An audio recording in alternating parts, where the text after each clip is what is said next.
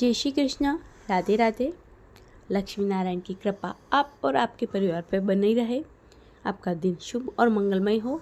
आज हम इस वीडियो के माध्यम से जानेंगे पितृपक्ष कब से शुरू हो रहा है, क्या है शुभ तिथि, इस समय हमें क्या करना चाहिए, क्या नहीं करना चाहिए, क्या है पितृपक्ष का महत्व, यह सब जानेंगे। इसके लिए इस वीडियो को आप पूरा देखें, आपको पूरी जानकारी मिलेगी। और आपको ये वीडियो अच्छा लगे तो इसे लाइक ज़रूर करें। हिंदू धर्म में पितृपक्ष को पितरों को प्रसन्न और संतुष्ट करने वाला पर्व माना गया है। ऐसा माना जाता है पितृपक्ष की शुरुआत भाद्रपद पूर्णिमा तिथि से होती है। इस दिन से पूर्वजों के सम्मान में श्राद्ध किया जाता है, जिनकी मृत्यु हर महीने की पूर्णिमा के दिन हुई थी। पितृपक्ष, जिसे श्राद्ध या पितृपक्ष के नाम से जाना जाता है, हिंदू कैलेंडर में मृतक पूर्वजों को समर्पित एक महत्वपूर्ण अवधि माना गया है। यह एक समय है जब पूर्वजों की आत्माएं प्रसाद और प्रार्थनाओं के प्रति सबसे अधिक ग्रहणशील होती है। श्राद्ध पक्ष वास्तव में पितरों को याद करने के लिए उनके प्रति श्रद्धा भाव प्रदर्शित करने का अवसर है। पितरों को श्राद्ध करने से जन्म कुंडली में व्याप्त पितृदोष से भी हमें छुटकारा मिलता है। पूर्वजों और पितरों को प्रसन्न रखने के लिए और उनकी आत्मा की शांति और तृप्ति के लिए हर साल पितृपक्ष में श्राद्ध का तर्पण किया जाता है। पितृपक्ष में लोग अपने परिवार खानदान के दिवंगत व्यक्तियों के लिए श्राद्ध, तर्पण और पिंडदान करते हैं। कब से शुरू हो रहा है पितृपक्ष? पितृपक्ष की शुरुआत भाद्रपद पूर्णिमा से होती है, जो इस साल मंगलवार 17 सितंबर 2024 से हो रही है। लगभग 15 से 16 दिन चलने वाला मृतकों की तृप्ति और शांति का महापर्व अश्विन माह की अमावस्या से अमावस्या तक चलता है। इस माह की अमावस्या को सर्वपितृ अमावस्या कहते हैं, जो इस साल 2 अक्टूबर 2024 यानी पितृपक्ष समापन इसी तारीख को होगा। पितृपक्ष का महत्व क्या है? प्रत्येक वर्ष भाद्रपद माह की पूर्णिमा से अश्विन मास एक कृष्ण पक्ष में अमावस्या तक मनाए जाने वाला पितृपक्ष में पूर्वजों पितरों को श्रद्धांजलि दी जाती है। इसके लिए श्राद्ध, तर्पण, पिंडदान आदि किए जाते हैं। इससे पूर्वजों का आशीर्वाद प्राप्त होता है और इस दौरान पूर्वज धरती पर आते हैं और हमारी पूजा को स्वीकार करते हैं। मान्यता है इससे पितृदोष का निवारण होता है। यदि किसी कारणवश पूर्वजों का श्राद्ध नहीं कर पाए तो पितृदोष लग जाता है। पितृदोष में श्राद्ध करने से पितृदोष का निवारण होता है और परिवार में सुख शांति बनी रहती है। साथ ही पितृपक्ष के दौरान आध्यात्मिक गतिविधियों में शामिल होने व्यक्ति का आध्यात्मिक विकास भी होता है। इसके अलावा पितृपक्ष के दौरान परिवार के सभी सदस्य एक साथ आते हैं और अपने पूर्वजों को याद करते हैं। इससे परिवार में सुख शांति और समृद्धि का वास होता है।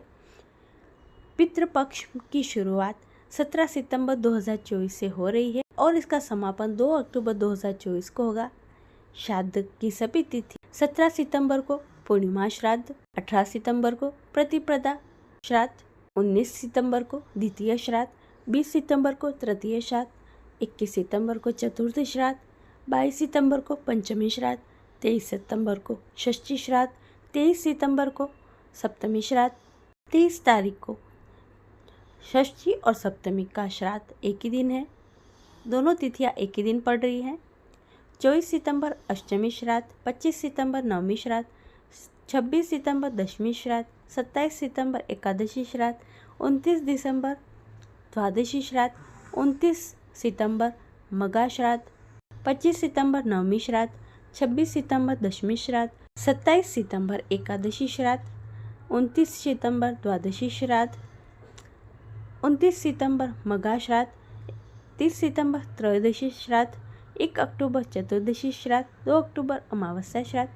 पितृपक्ष में क्या किया जाता है? श्राद्ध करना पितृपक्ष का सबसे महत्वपूर्ण कर्म है। श्राद्ध में पितरों के नाम पर भोजन बनाकर ब्राह्मणों को दान करना चाहिए। पिंडदान में चावल के पिंड बनाकर पितरों को अर्पित किया जाता है। तर्पण में जल से पितरों का तर्पण किया जाता है। दान में पितृपक्ष में दान करना बहुत ही शुभ माना गया है।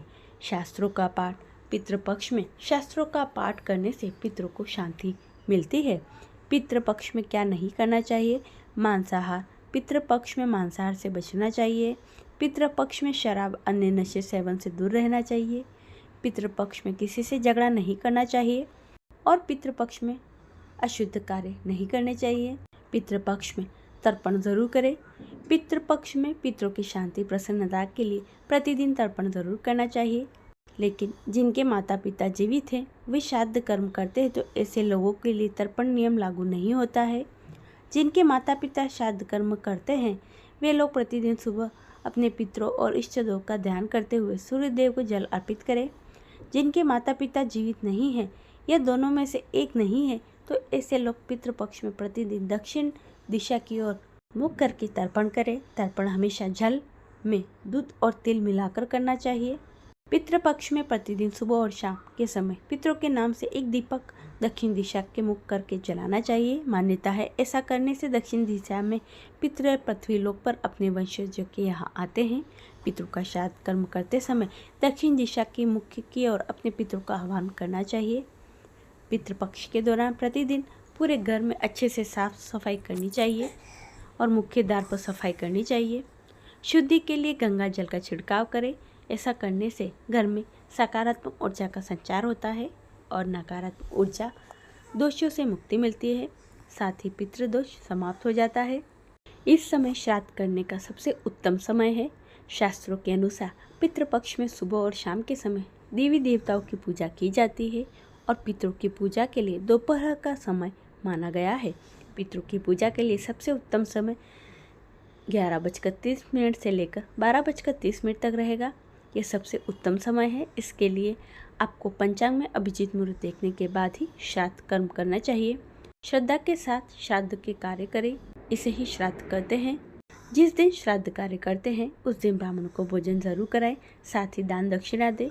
श्राद्ध करने वाले दिन गाय, कुत्ता, कौवा, चींटी को भी जिमाया जाता है और पितृदोष से बचने के लिए कुछ उपाय जरूर करने चाहिए। किसी व्यक्ति को बार बार असफलता, एक के बाद एक आर्थिक हानि, घर परिवार में लड़ाई झगड़े या संतान प्राप्ति में बाधा आती है तो यह सब पितृदोष के कारण होता है। इसलिए पितृपक्ष में पूर्वजों को याद करके उन्हें श्रद्धांजलि दे, उनके नाम से दान आदि का कार्य करे। साथ ही श्रद्धापूर्वक पूरे विधि विधान से श्राद्ध कार्य करे। ऐसा करने से पितरों की आत्मा को शांति मिलती है। साथ ही जीवन में आ रही सारी बाधाएं समाप्त हो जाती हैं। ये थी पितृपक्ष से जुड़ी हुई संपूर्ण जानकारी। आशा करती हूँ आपको अच्छी लगी होगी। इसे लाइक करें, चैनल को सब्सक्राइब कर ले। सभी भक्तों को राधे राधे।